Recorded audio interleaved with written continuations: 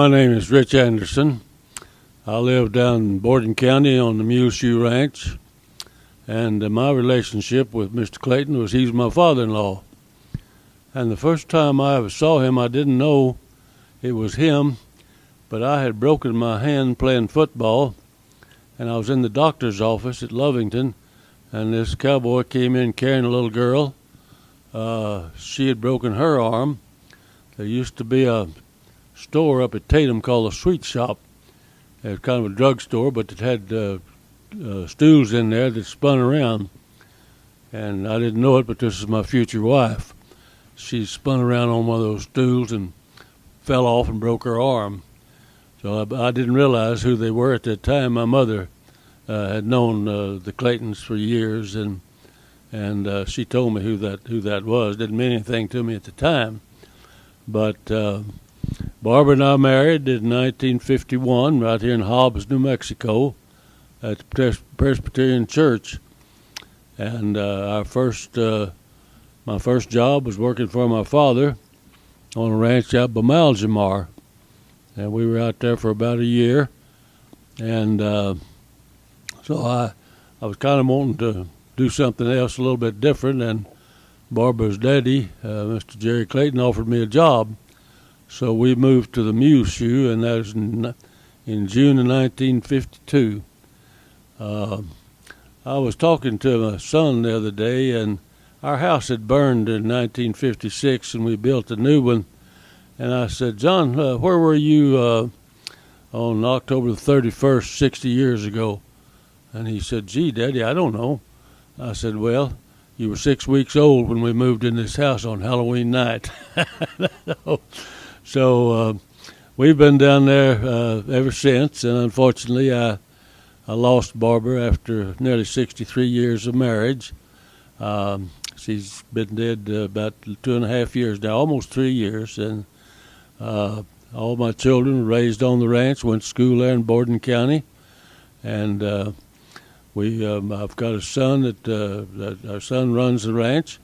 He is the fourth generation that has lived on that ranch of the Clayton family, and his son that works there on the ranch is my grandson. He's the fifth generation, and Clay John is raising the sixth generation.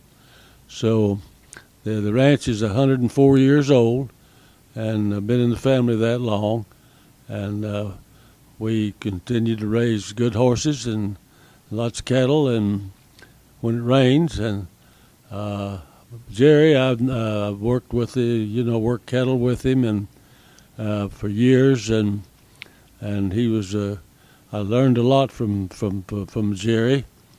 He was a good cowboy, good cowman, and he was a good teacher. And so any ability that I have, I learned from my father and Jerry Clayton. So I don't know what else I need to talk about right now, but that's I'm going to hand this over to our daughter here, Sally, and let her tell you a little bit about her life. I'm Sally Anderson Bland, and Jerry Clayton is my grandfather. And I got I forget what the word is, but distinction of naming him Pop. And so when I refer to Pop, that I'm talking about Jerry Clayton. Pop was a very quiet man. When asked about my first memory, I have many memories, but one that came right to the forefront was when I moved up here to Lee County in 1982. I found out that I was pregnant with my fourth child, Brooks William Bland, and the day I started having contractions, we went to Pop and Daisy's, and they were going to keep the other three children. And we came down here to the hospital, and they sent me back, but they told me not to go on back to the ranch. We lived at the ranch where my dad was raised, north of Lovington. So we stayed at Pop and Daisy's, and I had contractions all night long, and Pop sat right beside me telling me stories of his youth, and I wish I'd been in the frame of mind to have had a tape recorder, but I was not thinking right. But he sat there the whole night, and finally about, I don't know, 2 or 3 in the morning, he said, "I think it's time for you to get on to the hospital." So we went on to the hospital. And then a year later, when I had all 4 running around, Pop was hard of hearing, but he insisted that we come to the ranch every day and see him. He wanted to see the kids. Daisy wasn't that fond of having little children run around, and Pop knew that. But he wanted to see the kids, so I would bring them over, and they would run around, but he would turn his hearing aids off so he couldn't hear them. And he would watch Daisy get a little agitated. It was very funny. But we did this every day because Pop said, "Come on over." So we did. And he did enjoy the kids. And he and my 2 oldest shared a love of jelly beans. And so when asked of John Edward and Sarah what do they remember about Pop, well, it was those jelly beans, and he was their great grandfather. I'm Judy Clayton London. I live in Greenville, Texas. I was just a toddler when my dad, who was Jerry Clayton's nephew, worked on the Muleshoe Ranch. Unfortunately, I don't have real memories of that. I was too small. But over the years, for years and years, I've heard so many stories from my dad, from my uncle, who is this Jerry Clayton's father, about the Clayton family and about Jerry especially, because our fathers did have, I think, a fairly close relationship with him. To me, what I think of when I think of the Clayton family of that generation, I think of the pictures that I have from my grandmother that are very old, like 20s, 30s era photos of this line of mounted cowboys who are brothers, the Clayton brothers on horseback. One particular picture that I remember, the oldest brother, Arthur, grown man, holding this baby, which was Jerry.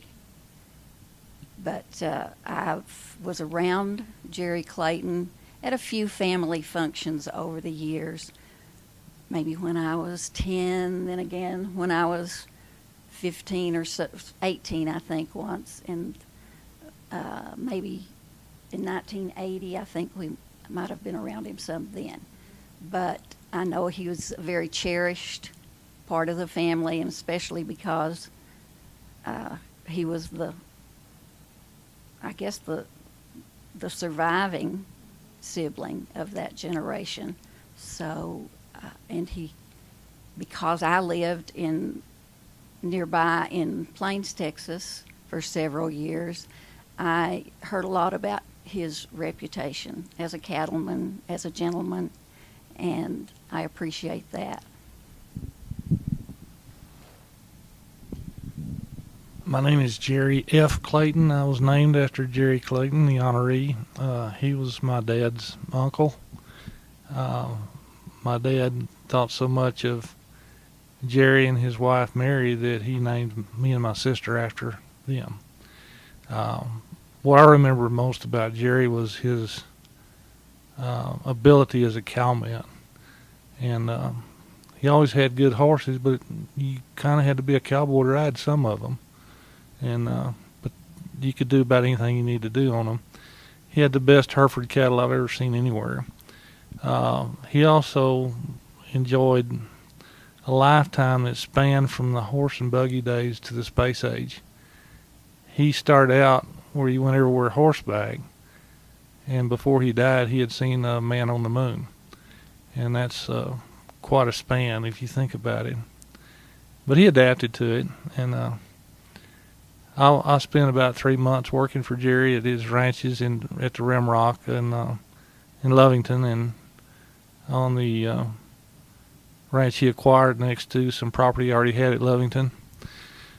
And I can remember he was very conscious of improvement. He always constantly improved his country and his cattle and his horses and everything else. He was just a good operator. He was a good man, very kind to his family. We all miss him.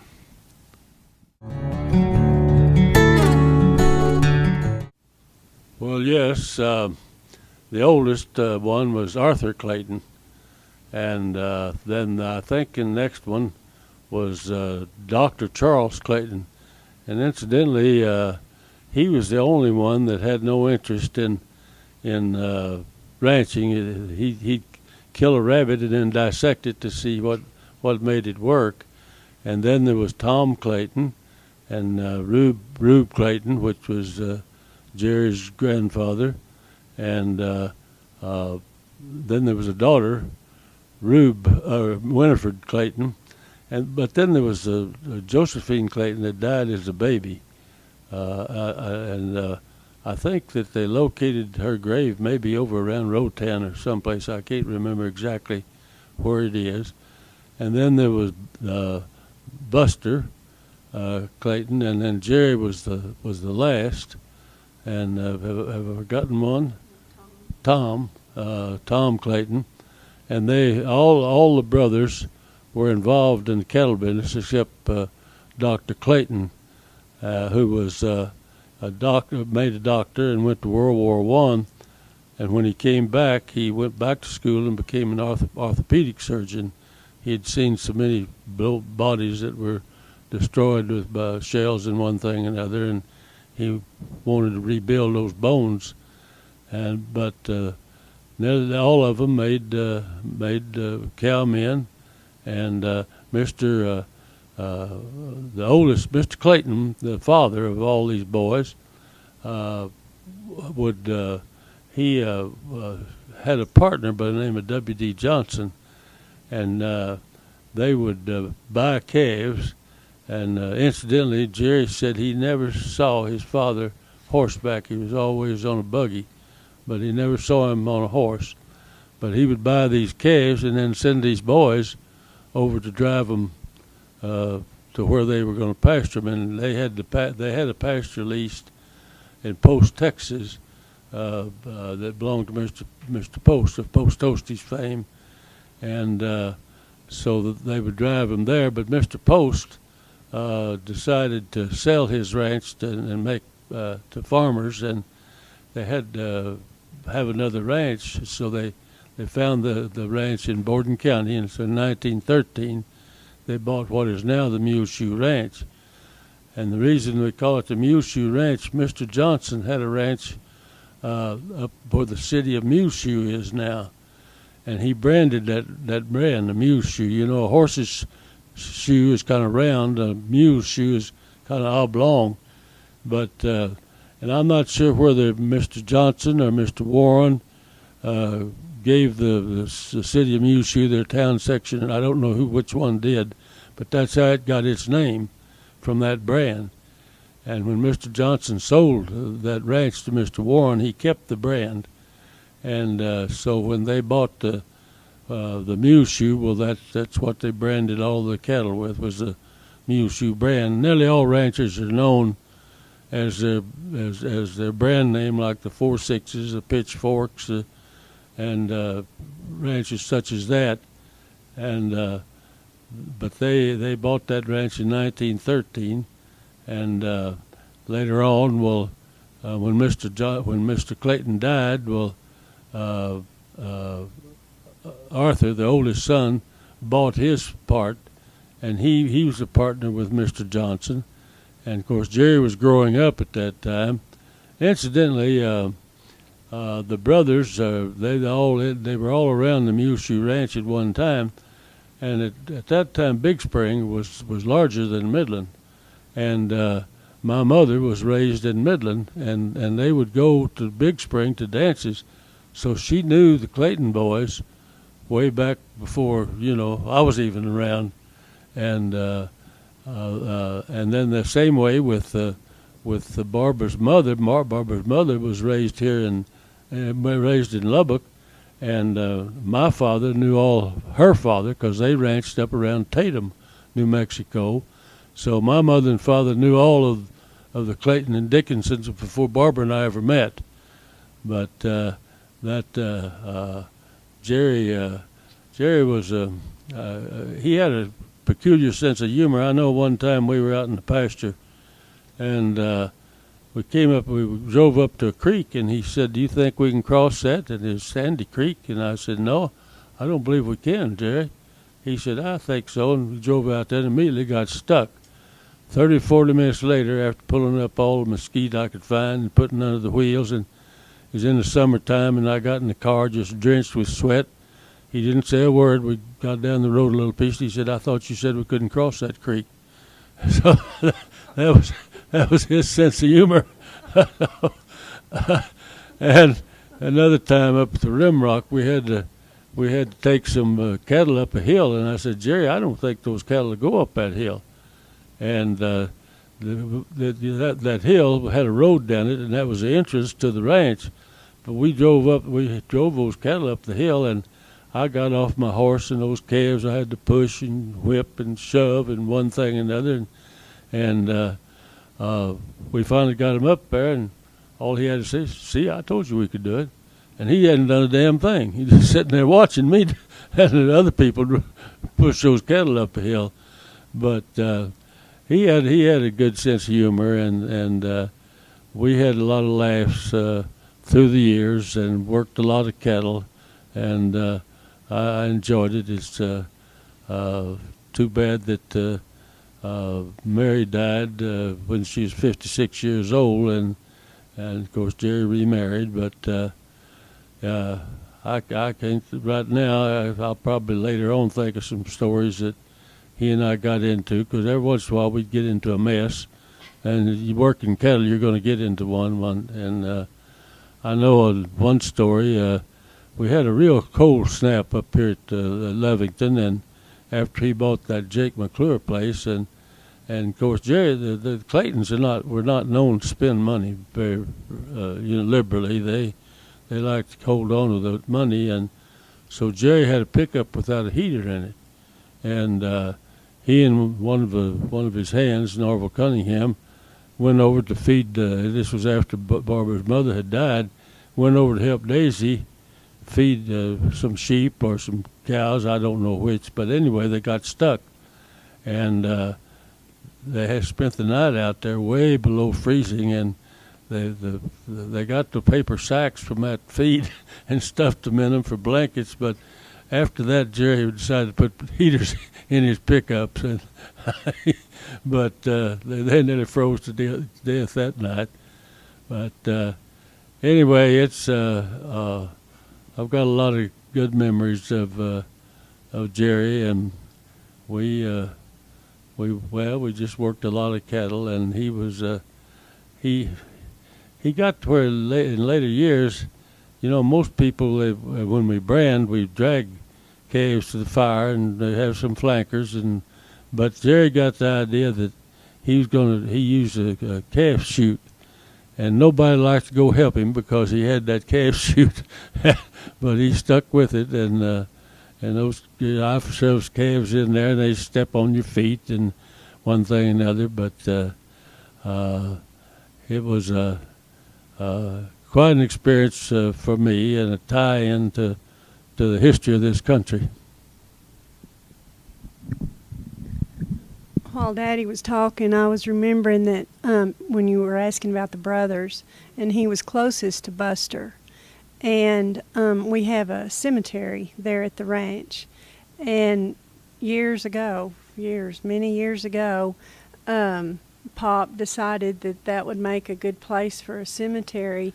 And there's some rocks up above the cemetery, and we've put a cross up there. But on those rocks, Pop and Buster had written "Hot as Hell 19." I can't remember the date that they carved in there. but it's that, what kind of rock is that? It's kind of worn off, sand rock.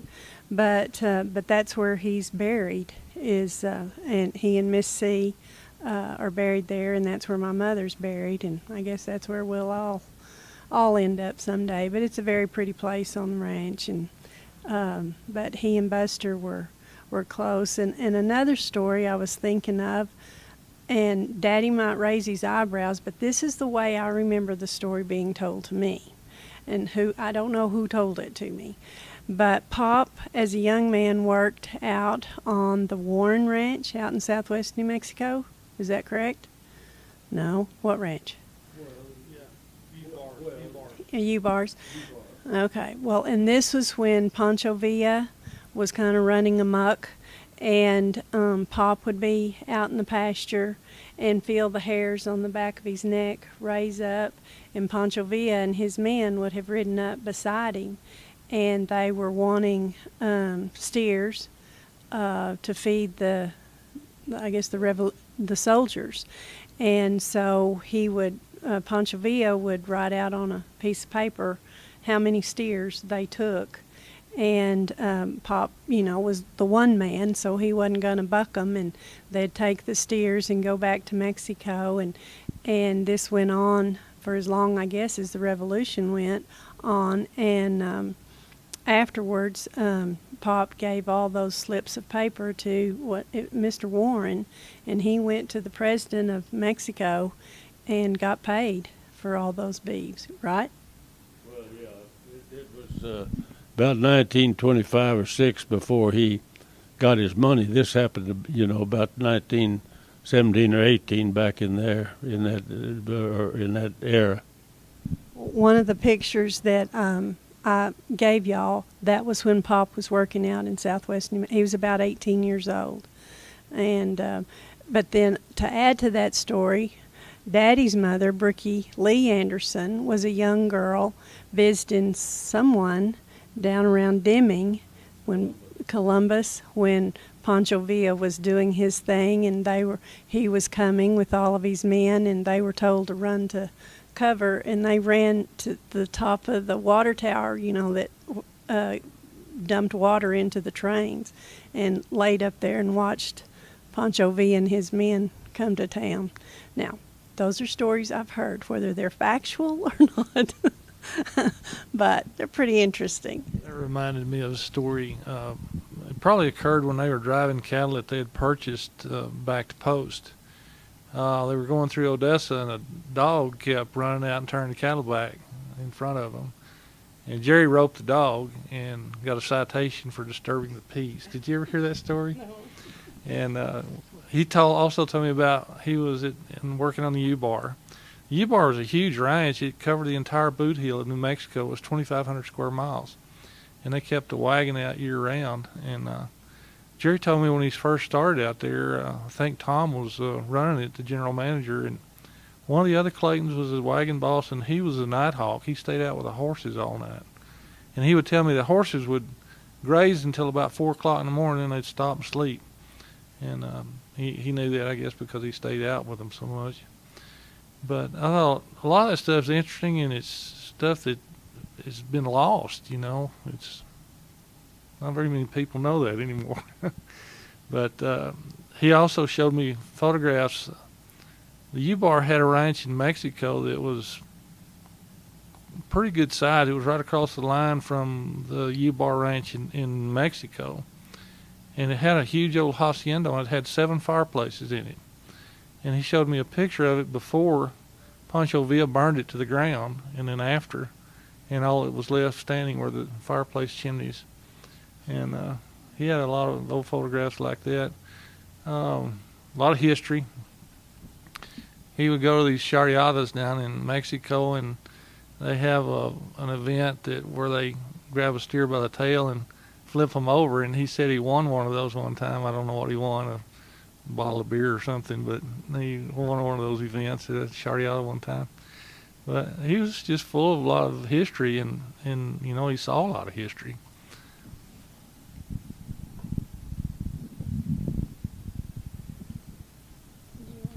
Jerry, I don't think he roped that dog he shot that dog.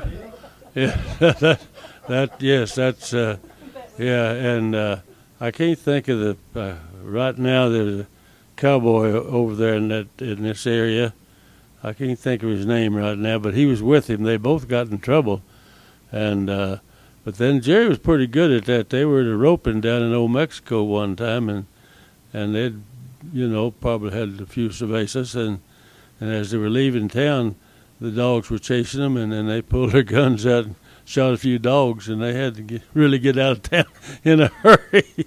So, but I can't think of that fella's. He's a well-known cowboy. Lots of stories about him. But anyway, we've got several pictures of Jerry carrying a gun on his in the holster on his side there, and but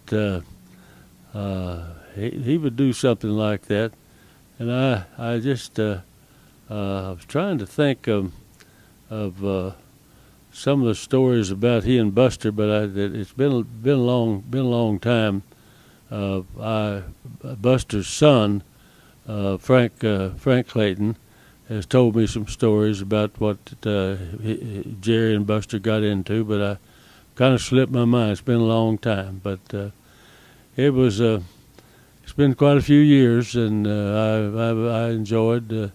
I enjoyed most of them. Some of them I didn't enjoy too much, because I know one time we were trying to take some cattle up that same road down the Rimrock, and just about the time we got them going up the road, here came a car, and it ran all those. The steers broke and ran, and here they all came back on me, and of course I was trying to make a hand, and I went to hollering, and I noticed Jerry waving his hat, and finally caught up with me, and he said, "Would you shut your damn mouth?" I said, "That noise you're making is bouncing off that cliff and driving those cattle away from the cliff instead of up them."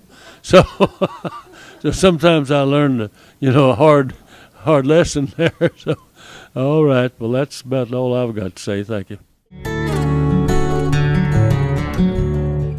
Mother was raised on the Members Ranch, where Pop and Miss C lived, and one of the highlights of the week or month is when they would go into Deming and have high tea with Faye Clayton, who was Frank Goad's mother. Is that correct? Yes.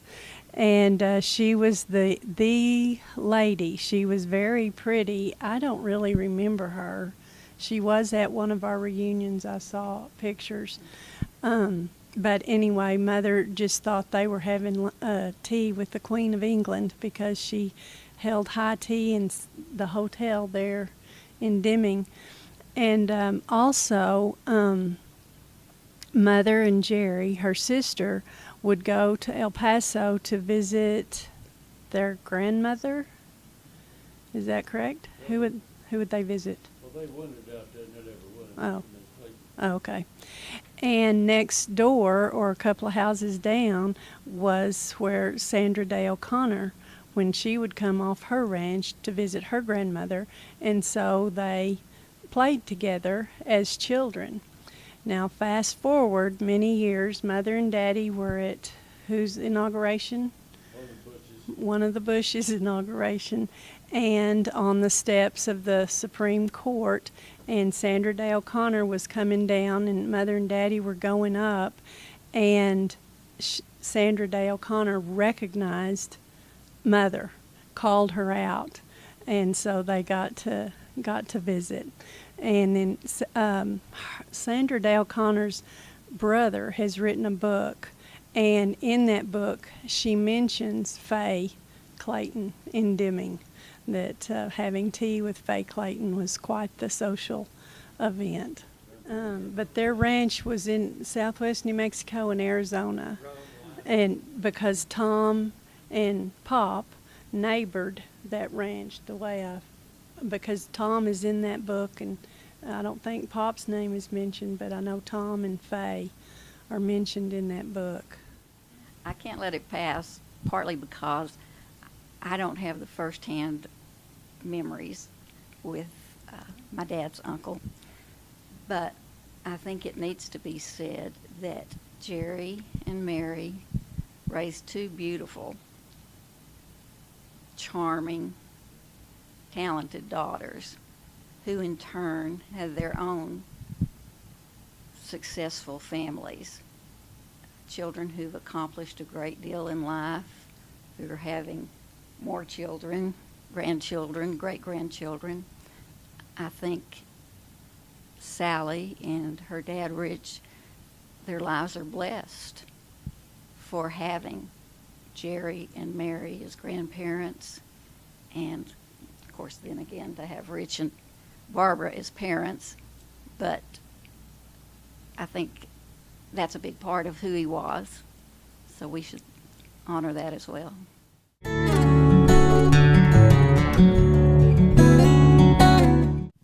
I just thought of another story that Jerry related to me when he was working on the U-Bar on the Mexico side. They lost some cattle to some Indians one time, and the Indians, I think, were afoot, and they had driven these cattle up into the Sierra Madres, and Jerry and some other people went back, followed them to recover the cattle, and of course they were making a lot better time than these Indians were driving these cattle. And it kept getting closer and closer and closer, and finally the Indians just abandoned the cattle and everything they were carrying and took off. And Jerry told me when they got there, they found pots and pans and their cattle and lots of other odds and ends that these Indians were carrying with them. I don't know what tribe it was, maybe Yaquis or Tarahumara Indians, but they recovered the cattle and drove them back. Jerry tells a story that he was out in one of their big pastures there at the Hatchitas, and there was he penned some horses, and there was one that he really did like. He liked the looks of, and what made him do it, he never know. Of course, sometimes we all do something silly, but he caught that horse and fooled with him and saddled him up, and he was out there by himself. And he said that horse threw him off, and said the first thing he did is in this great big pasture, he jumped up to look around and see if anybody watched him. There wasn't anybody 25 miles of him anywhere. Why he did that, I don't know, but we've all done stupid things like that.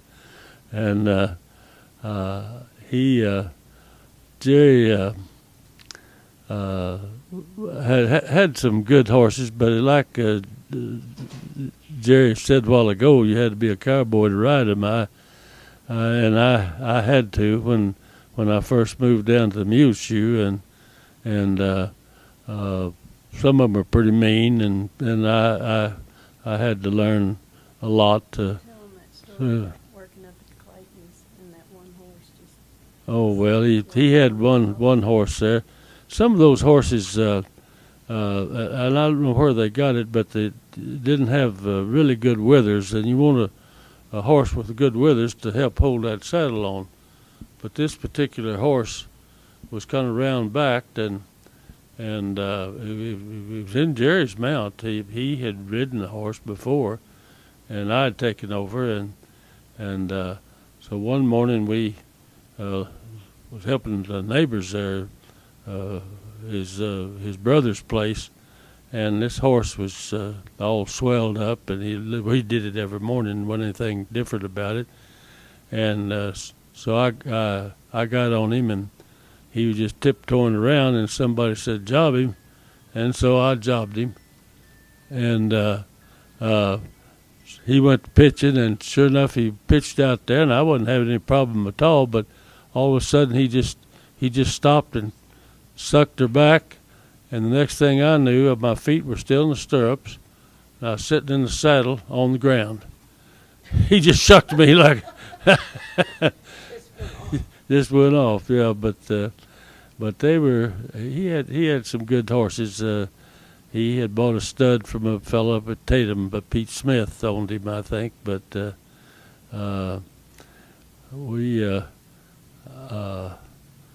I just can't think of some of them. It's been so long ago that we've worked together. I've kind of forgotten some of some of the stories, but of course, as soon as I get out of here, I'll think of them, I imagine.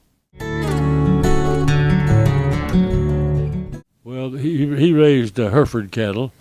Back then, nearly everyone had Hereford cattle, and the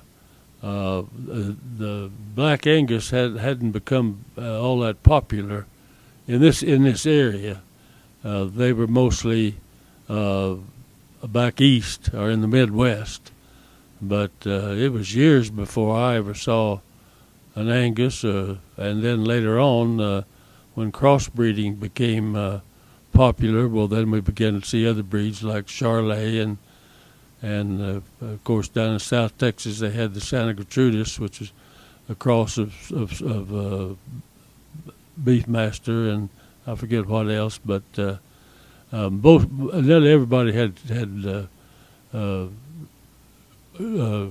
Hereford cattle. There was a man in Lovington, Punk Burns, and he, I don't know where they came from, but he got to raising these little cattle, little Herefords, and sometimes they were dwarfs almost. But he sold a lot of them, and ruined a lot of herds. And Jerry bought some of those bulls, and so in 1954 he bought the ranch up in north of Fort Sumner, and they didn't have the drought. That was during the drought, and they didn't really have a drought up there, so we were in terrible shape there in Borden County. So I did kind of a mean thing. You could tell these cattle by their heads, and so I began to culling the cattle and sent them all to him at Fort Sumner. He never did say anything, but I don't think he liked it too much, but I kind of pulled one on him there, but because I didn't like those cattle at all, and they finally phased out, and I was raised with it. My dad had registered anxiety of the fourth cattle, and he didn't go for it, but Jerry got that ranch up there and enlarged it, and it was really a nice ranch. I enjoyed going up there and help him. I know one time he had three Mexican families up there, and we worked for about 10 days, and I noticed one night Jerry and I were sitting there visiting, and we were talking about half in Spanish and half in English there, but those were good cattle, but good times. But Jerry had a bad habit. He'd come down and we'd work cattle, and he thought a ranch ought to be just one big pasture. And when he left, I'd follow him out. He didn't know I was following him because he'd go through a gate and leave it open, and just because he thought they all run together. And one time up at the Rimrock, I was talking to his Hispanic cowboys, and one of them knew how many cattle were in each pasture, and the other one at headquarters, I said, well, how come you don't know which? And he went into this big explanation about I knew that Jerry left the gates open, and they all got mixed up after we separated them. So, but he took out the fences up there at the Rimrock because he just wanted one big pasture. Because he said it'll rain over here, and the cattle will move over there, and said it'll rain over here, and cattle will move over there, they'll follow. So, but I kept the gates closed. I didn't like that mode of ranching.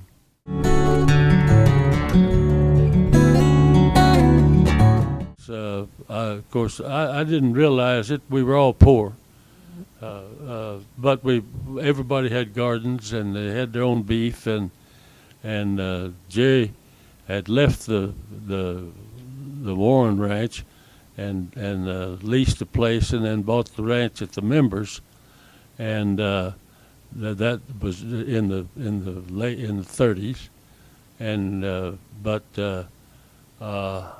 I didn't realize that I was born in 29. I didn't really realize that we were poor. I mean, everybody was the same, and we had plenty to eat. Nobody starved to death or anything. But he sold that Members Ranch to Mr. Ace Christmas, and in fact, one of my nieces is not niece, but a cousin is married to to Brad Christmas. Yeah, and in the trade, he got a lease on a ranch north of Las Cruces called Los Hornados, and it was kind of a starve-out place. But he just had it for a year, and Mary was homeschooling Barbara and Jerry at that time. But then when that lease was up, they moved to Roswell in order to put Barbara and Jerry in school, and Jerry leased the ranch out near Kenna, and it just happened to be owned by Dora Roberts' estate, who was there in Big Spring, and he had Mr. Hayward, Hob Hayward, was the manager for the Dora Roberts estate, and Jerry asked me if I knew him. I said, yeah, I know Hob. He's the first Republican I met down here. And he said, well, don't ever try to drink him under the table. I said, why? He said, well, I thought I might get him drunk and get that lease a lot cheaper. But he said, I was the one that went under the table, so don't try him on for size. But that, and then later on, he bought the Jake McClure's place. Jake was a world champion roper, and he had appendicitis, and it burst on him, and he nearly died. And he was, after he got out of the hospital, well, the doctor told him, said, Jake, don't be riding or doing anything, heal up. Well, Jake didn't listen to him, and he just had to get out there and do something, and he tried to rope something, his horse stumbled, fell, and killed him. And so I don't know how Jerry found out about the place for sale, but Catherine, Jake's wife, put it up for sale, and Jerry bought it, and then the kids, Jerry, little Jerry, we called her, and Barbara had been off to school, but they spent the summers out there, and of course my dad had a ranch there, and so that's how I got acquainted with the Clayton family, and then later on, Barbara and I married. I'll tell you what, the night I went in and asked for her hand, I was nervous. Because, he's pretty gruff at times, and he wasn't really, but he had that attitude, and I know he had me buffaloed. So, but anyway, Catherine, Jake had gotten a watch. They put on a rodeo in Boston, I believe, and I don't know whether they all got a watch or not, but Jake had a watch, an engraved gold watch, and from given to him from the governor, I believe. And when Jake died, Catherine gave that to my father, and when my father died, well, my mother gave it to me, and I gave it to my son, but I knew that nobody would know who Jake was in my family, so, but John, our son John, knew, I can't think of that fellow's name, he roped with him. Well, his Roma's uncle or so. Anyway, the watch, we gave the watch back to the McClure family, and it's now in the Rodeo Hall of Fame up at Oklahoma City, where it belongs. It didn't belong in my family, really. And but Catherine, it's kind of a peculiar thing. She said, I'm going to marry a millionaire. She said, I'm tired of living like this. And she went to Denver, and first thing we knew, she's married to the president of Great Western Sugar Manufacturing Company.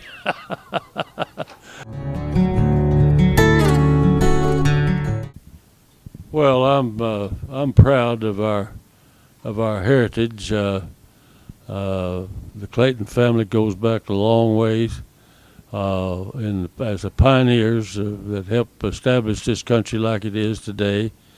On my side of the family, they settled up around Tatum. They came across Texas and settled up around Tatum. there were 4 brothers, and then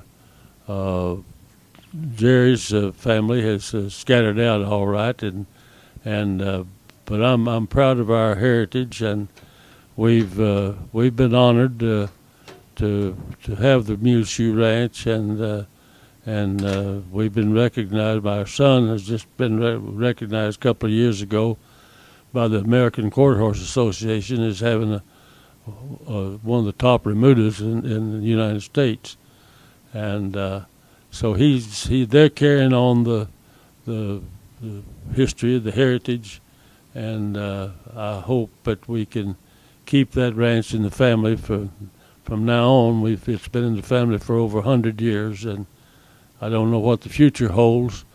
Cowboys are getting few and far between nowadays, and cities have encroached upon the land, and so I don't know what the future holds. But we've still got to feed our people, and now we've developed a big export program to where they're exporting beef to China and Korea and different places in the world, but it's getting harder and harder. The rules and regulations have hurt us quite a bit, but I'm just hope that we can hold on to our ranch and hold on to our heritage and continue as we have. Thank you. I moved to Lee County in 1982, and Daddy told me 2 things. The first thing was, Sally, you be very careful of who you talk to and who you're talking about, because you're probably talking to a relative. Because I've got the Dickinsons in Tatum, and the Andersons in Tatum, and then I had the Lees and the Culps on the south side of Lee County. And so my roots run very, very deep in Lee County as well as Borden County. And I love history. I love family. And I am so blessed to have been moved up here. Daddy moved me and my family up to his ranch to run it and to take care of my grandmother, and then consequently Pop and Daisy.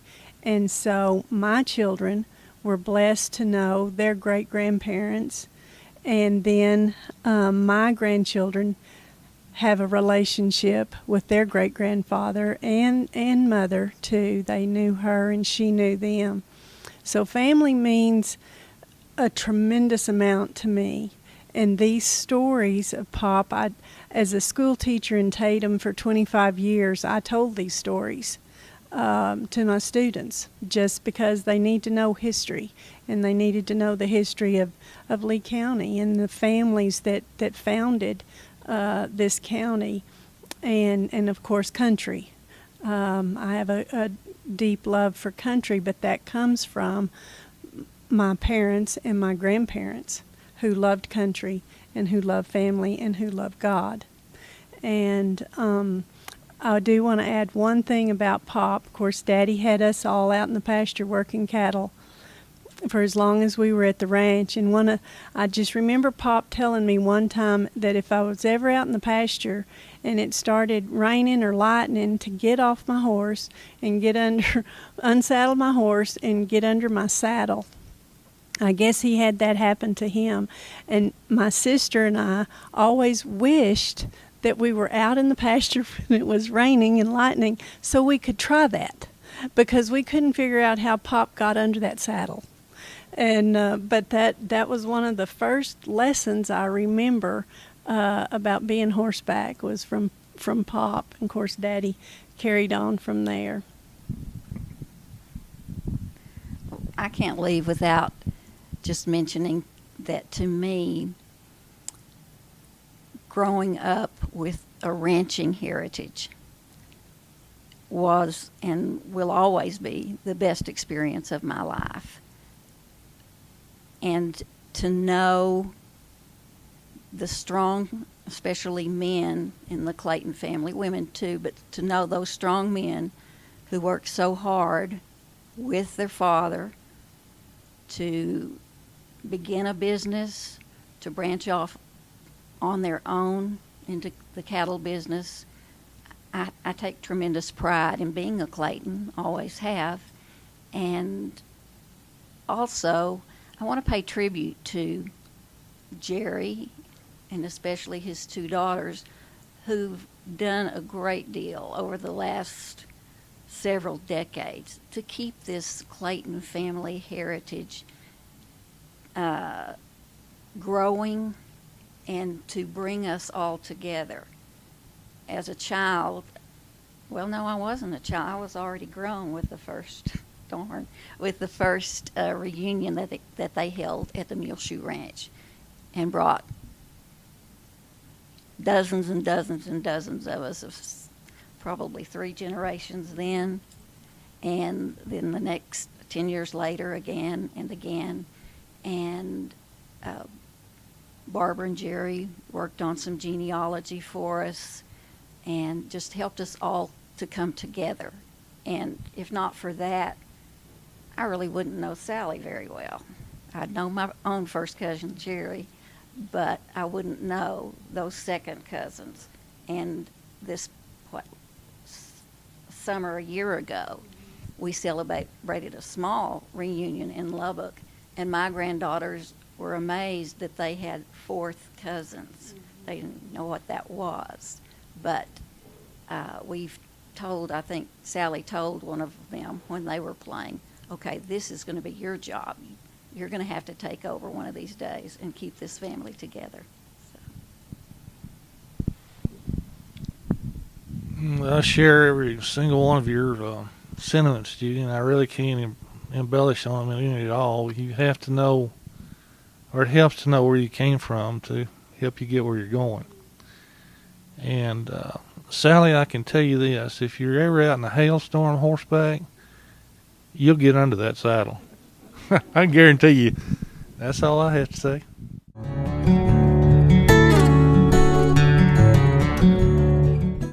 Well, I want to tell you for one thing, I've got several families that have already, several in my family that have already won this award, and I was going through this thing the other day, and so I'm happy that Jerry is joining this august group of people that have been honored up here and get this.